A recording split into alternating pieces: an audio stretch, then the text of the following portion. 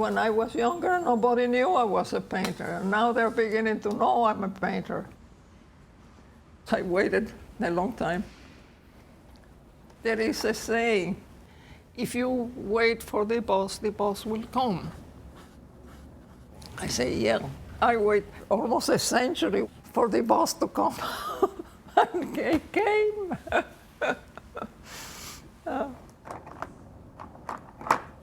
What do you think about when you're working? About the line, about the paper, about a lot of tiny things that get bigger and bigger. And then a picture comes up.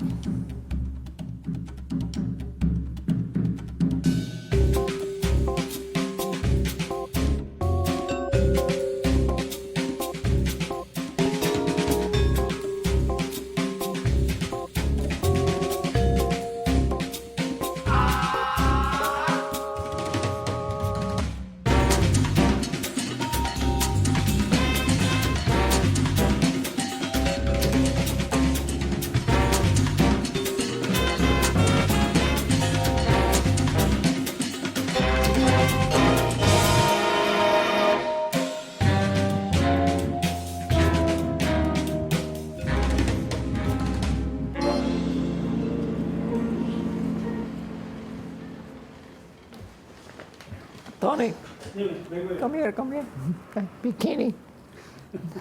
Look at the bikini. Not bad.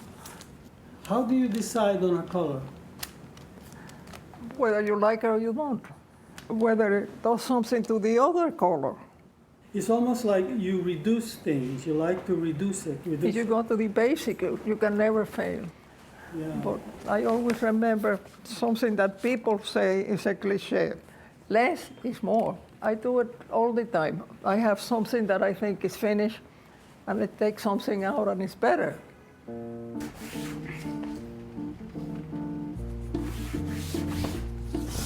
She works, and she pulls Manuel and tells him to move it this way and that way. And I call Manuel one of Matisse's nuns. You know, Matisse was in bed pointing, and the nun was hanging the cutouts on the wall. It's okay? Perfecto, Manuel. I have Manuel helping me. If I didn't have him, I couldn't do it. He worked for Tony, and sometimes for me. Un poquito más. Okay, a little bit more. Okay, close. Carmen, you never have a painter's block? No, never. I don't understand it. I've had the good luck of being Carmen Herrera's neighbor for 35 years. Tony was showing, and I was showing in the same exhibition, and Tony goes by. Can I help you? I said, just come in. Tony came in, and he never left. She gets up every morning and makes art. That's often the case for a lot of artists, that, you know, it's a compulsion. It's what kind of sustains her.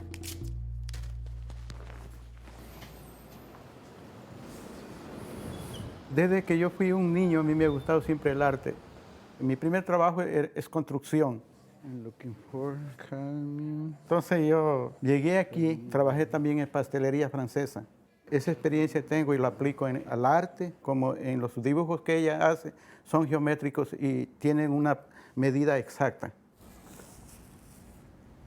Took a long time till I hit on the hard edge thing, which I love, because I like straight lines, I like angles, I like order. In this chaos that we live in, I like to put some order. So that is why I guess I'm a hard edge painter and a geometric painter. Now it's hard. When I could just go to a paint store and buy the color and so on, I have to send Manuel, and he comes back with, and I say, no, this one, that one. No. It's not easy, but I like it. And if I didn't have that, I think I would just sit waiting for God.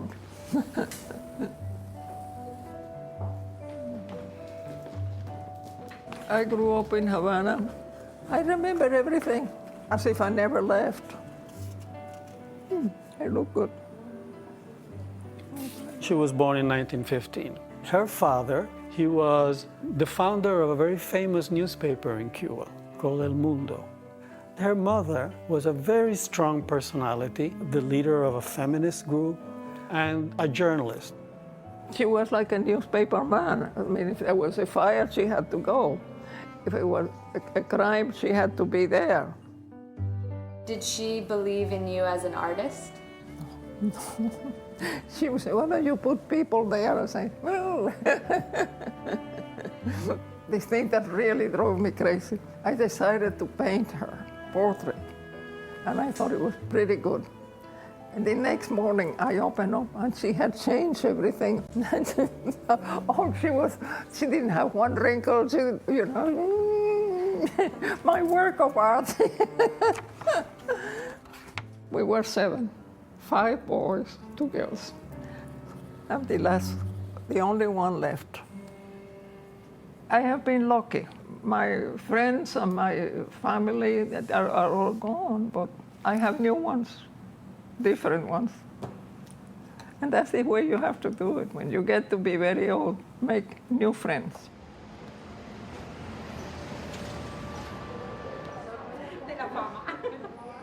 De la famosa artista. We have to look younger and leaner.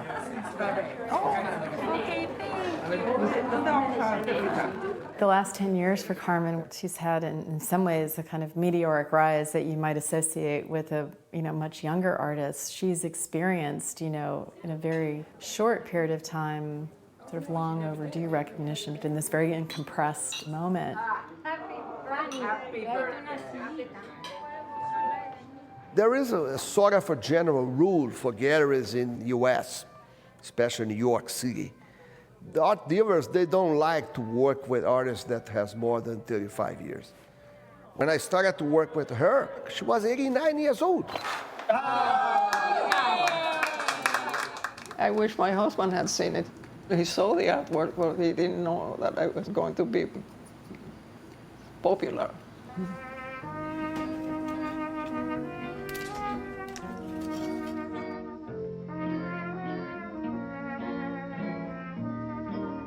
When I got married, I was 23 years old. That's a long time ago. He was a friend of my brother. Carmen's brother was in New York working for NBC and meets Jesse Lowe and tells him, when you come to Havana, make sure you go see my family. Jesse went there, they met.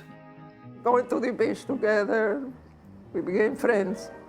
Then he came back the next year. We were a little more than friends. And then the 3rd year we got married. I love you, that's what my heart is saying, while every breeze is playing our Cuban love song. Jesse was of a German Jewish background from the Bronx, fluent in 6 or 7 languages, and a great photographer. He was crazy doing me all the time. I have a thing for photographers. Every time I had a crisis of desperation, he was like, come on, just cool it.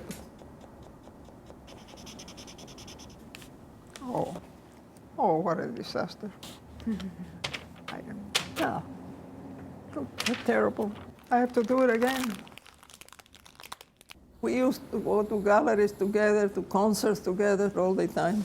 He was a teacher at Stuyvesant. It wasn't a big salary, but it was enough to be comfortable. Did you ever want to have children? Yes, but they didn't come. We tried everything. Apparently, God said they are not fit to have children. They will probably hang them up on a wall or something. No. And somebody said, why don't you adopt? I said, I'm not interested, frankly, in children. I wanted mine.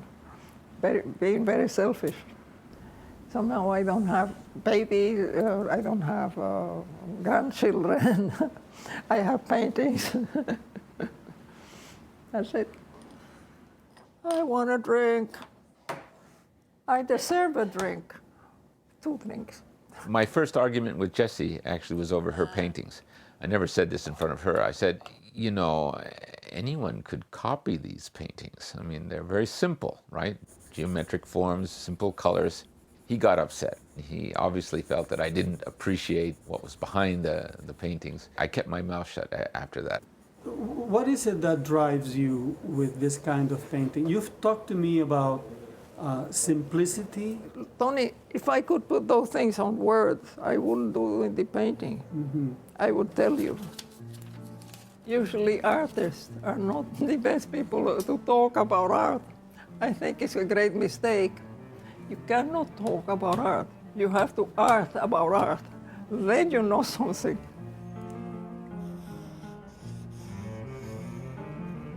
You know, I had a very old-fashioned beginning, you know, when they put something in front of you and you have to copy it, the nose, the ear. And then I went to Europe, and I saw in Europe a different thing altogether, and I fell for it.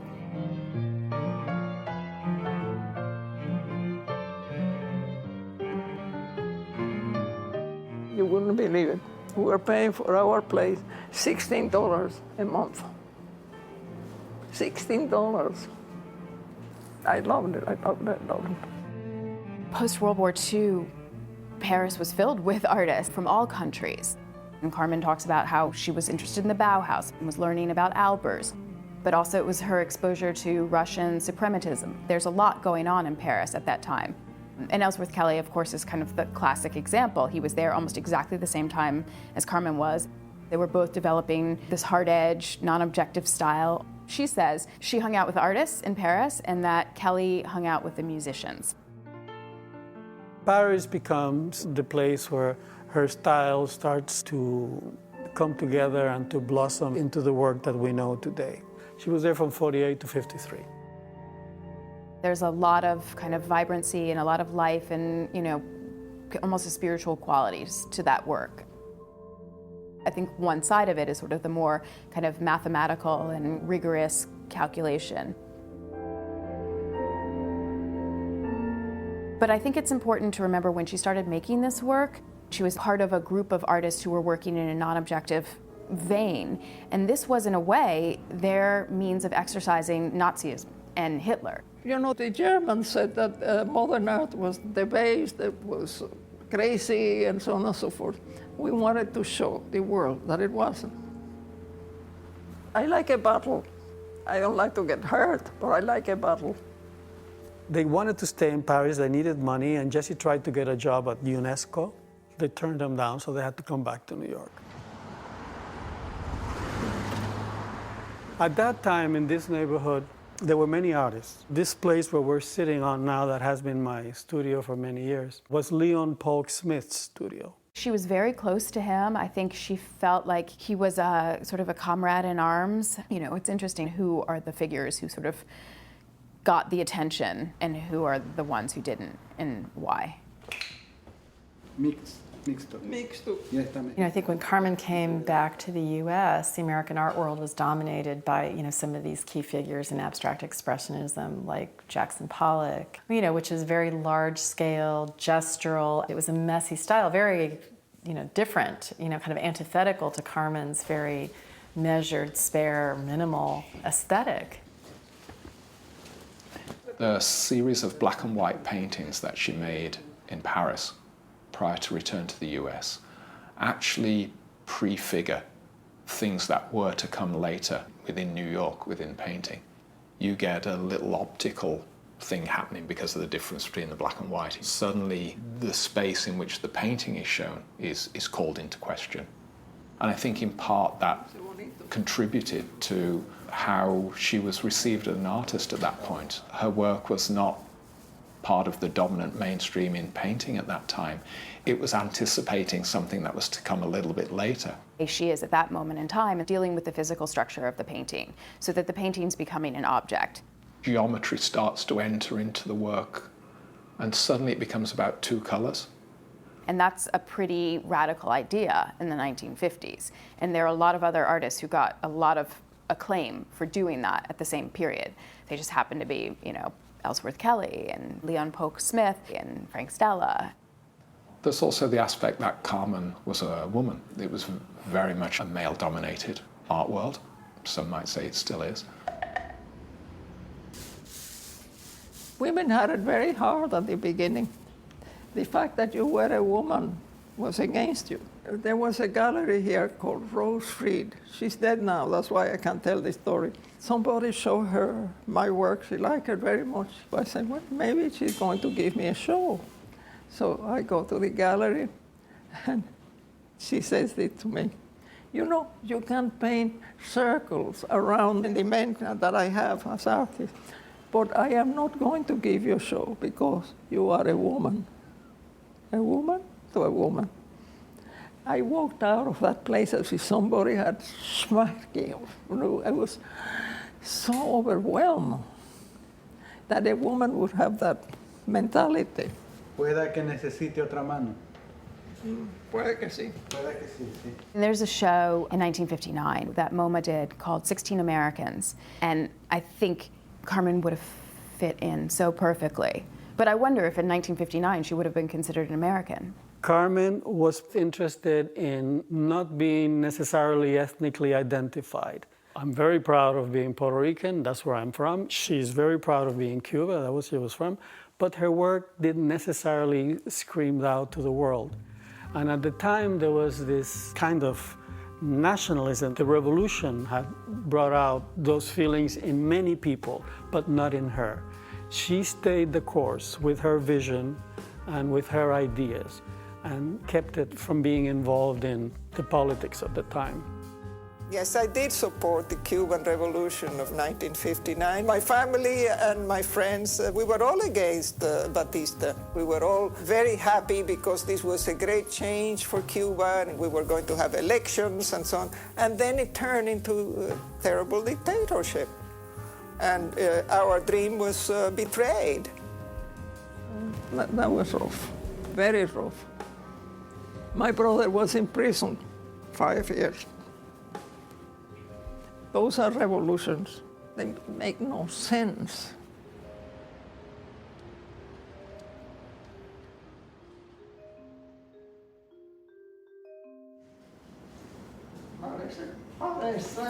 ¿Verdad? Vamos a ver, vamos a esperarle una media hora más. Sí, porque Carmen's always spoken about how the lack of recognition somehow gave her a different kind of freedom to continue to refine, to try things out, to reject or jettison something. It would have been kind of nice, because sometimes you say, what am I doing? It's a thing where you're absolutely alone. If somebody say, I like it, you get more reassured, but no. 2002, 2003, things began to change. I was then exhibiting with Federico Seve. And one night having dinner, he mentioned that he had advertised an exhibition of 3 Latin American abstraction or geometrists, I don't remember, and that one of them had canceled at the last minute, and he advertised 3, he only had 2. So I said, wait, I have the 3rd one for you. Next day, Tony sent for the gallery 5 paintings. And one of the paintings was not against the wall, was a black and white painting. I shout, hey Carlos, who brought this Leisure Clark here? And they started to laugh. So what's so funny? And they said, wow, this is not Leisure Clark. This is Carmen Herrera. I never heard until then that name. And I started to look and look and look and look and said, wow, there is something here. I felt something important here. The show was a critical success. From there comes further exhibitions, and Carmen has a show in Icon Gallery in Birmingham in England. And that's where the whole myth of the discovery of, the New York Times got a hold of this, and this was going to be a small story in the art section, and the editorial board liked it so much they put it on the front page.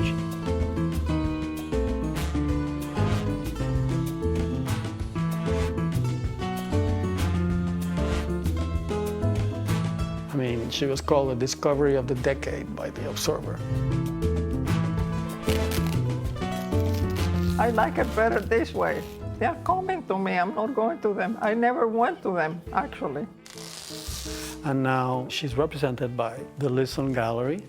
She's getting the kind of recognition she should have gotten 40 or 50 years ago, a little late, but hey.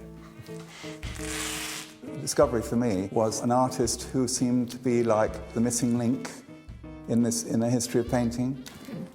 This is the artist who should have been there and actually was, but she wasn't visible. When we first started working with her, it became very apparent that her work wasn't being stored very properly. There was no money for temperature controlled, climate control environment, you know. They were leaning on a corner, sometimes by a radiator. You know, there are so many artists and very good artists who never sold.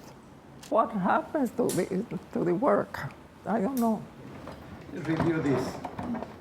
What do you think? It's good? And this? I kept going. I couldn't stop.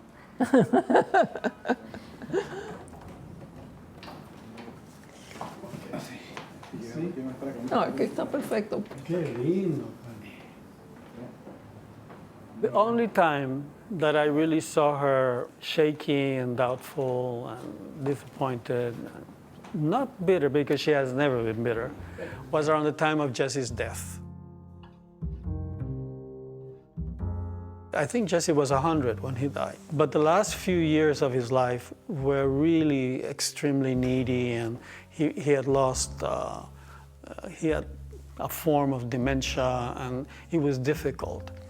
He was very healthy all his life, and then suddenly, to my sorrow, really, I saw him going down, down, down, down. And at the end, he was completely in my hands. I mean, you know, I had to do everything for him. I didn't mind doing, but I didn't like doing it because the Jesse I knew was not that Jesse. But anyhow, he died in this house. And you never prepare for that, not for somebody you love.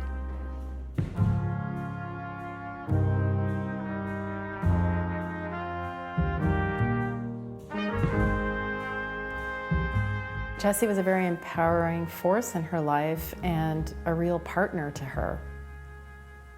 You know, I think he clearly believed in her vision. I don't know if Carmen was always aware of Jesse's interventions or ensuring that she didn't throw out, you know, the works in the basement because they were piling up. I mean, she makes work every day, so you can imagine over so many decades that there's a tremendous body of work there for us to discover. He had a faith and belief that Carmen's works would be recognized someday.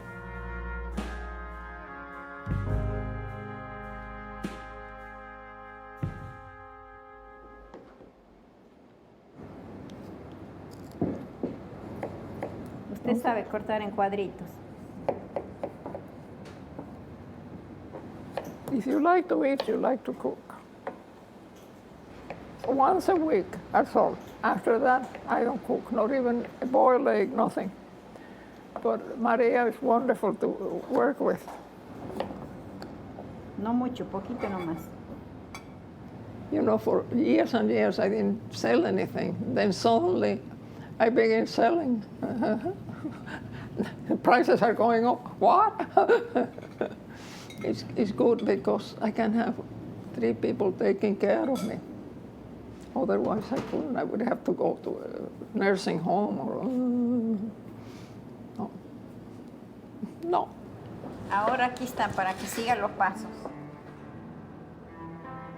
No, when I first met her, she was living on her own.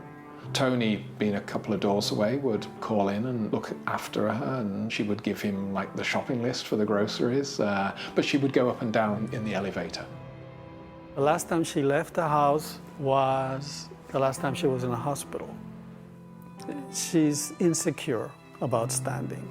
One day she collapsed, and after the emergency, they took her for one of these healthcare houses that they send old guys to die there, you know. And she was in a room with a Spanish lady, old Spanish lady that was very negative personality and fights day and night with Carmen. And she said, no, she's good because she make me angry. And when she make me angry, my blood goes faster. Oh, Carmen. And stand up. Gonna walk slowly, senora. Being at home and being in her environment, it's crucial to her health and her longevity. Nice and easy. Do you think if the elevator is working, she might go out? No, she would, yeah.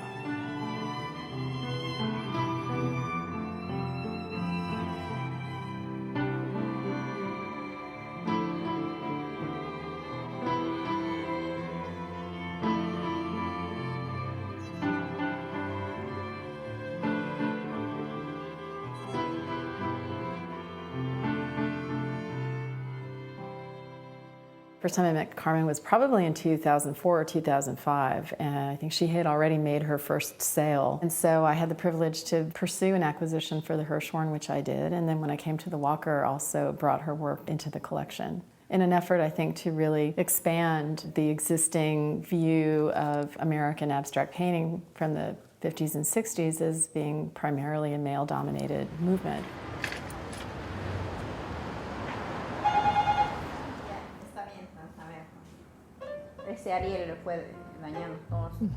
The story of Carmen Herrera is not only seductive, but inspiring. You know, that you can be an artist and stay true to your vision and work in relative obscurity for decades. Hi, Carmen. Hey, how are you? Not that it has to find success or there has to be a payoff at the end, but that there is something very inspirational about just that level of commitment, of being true to the artistic vision.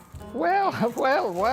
Yes. You can you. save this for another day if you like. We acquired Blanco y Verde painting from 1959, and the piece that we got is a diptych. So it's 2 panels, and the bottom panel is entirely white, which is a pretty radical move in 1959. I'm going to be 100, you know. I know. And I'm going to make it. Of course you are. We wanted to make it clear this is when she was making this body of work. It was simultaneous with a lot of these other artists working through these same issues, and that she wasn't following by a decade. She was right there at the same time exploring these ideas. Whoops. Well done. So when I think about getting this work for our collection, I imagine it inserted in between these paintings, you know, Frank Stella, Carmen Herrera, Ellsworth Kelly. To Carmen. Yeah. Cheers. Cheers. Cheers, Carmen. Salud, querida. Salud. ¿Trabajaste hoy? Eh? Did you work today? A little bit in the morning. Yeah. I have to now. If you're having a show in a year, you have to get started. Thank you. How does it feel to know that your painting is going to be in the Whitney? About time, I would say, about time. Better late than never. A little early would have been nice.